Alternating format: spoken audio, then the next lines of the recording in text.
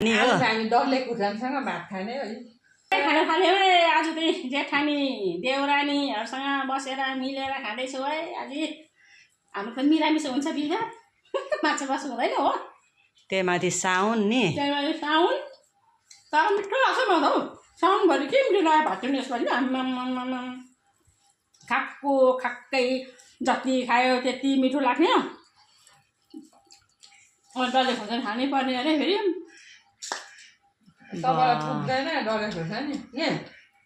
डल्ले त मेरोमा नि मजाले फल्दैछ है तपाईँहरूकोमा फलेको छैन त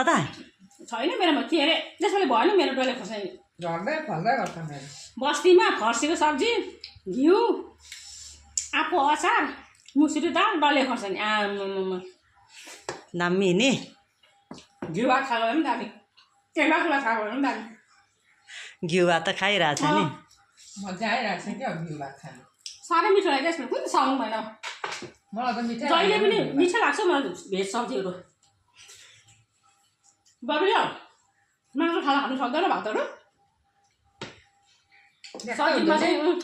सब्जीमा चाहिँ डेन्जर हुन्छ त खोर्सानी चाहिँ खानु सक्ने है तताले कलिलो छ खुर्सानी पिरो छैन नि त अझै उफ्रिया राखिदिइरहेको छ मैले पिरो खाएमा त सन्चो हुन्छ हौ त्यही भएको अब कति दिन खानुपर्ने हो खाइराख्नु साम कतिसम्म अर्को हप्ता शेष होइन यो आइतबार लास्ट हो सोमबारदेखिको ए थुप्रै सकिन आएको यहाँ पर्छ त खोल भित्रको छ यो त आँप पर्छ त होइन होला यो रुख टमाटर पर्छ होला खै मलाई थाहै छैन आम जस्तो होला खोलमा त हेर्नु रुख टमाटर पर्छ होला आमाले टमाटरको अचार आमाले हालेको होला यो अहिले याद आयो त्यही त अन्त मसलाहरू केही छैन भन्छु नि आमाले हालेको कस्तो राम्रै रहेछ आफूले त अमिलो मिठो लाग्छ राम्रै हुन्छ त्यही भएर त अस्ति पुरा गलेछ भन्दो रहेछ त्यही त भनेको अन्त पिलिक पिलिक हुन्छ फेरि खोया सोया पनि देख्दैन कलिलो हालेको भन्दै थिएन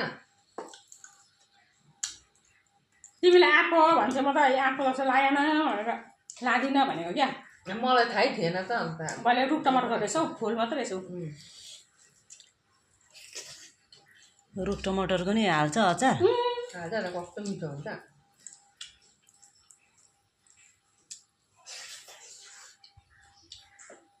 लु आमाले काटेको चाहिँ देखेको थियो आज माइत आएको दामी हो खाना लगेर खाएपछि मामा चल भनेर छोरा अर्को पालि आउनु ल माइत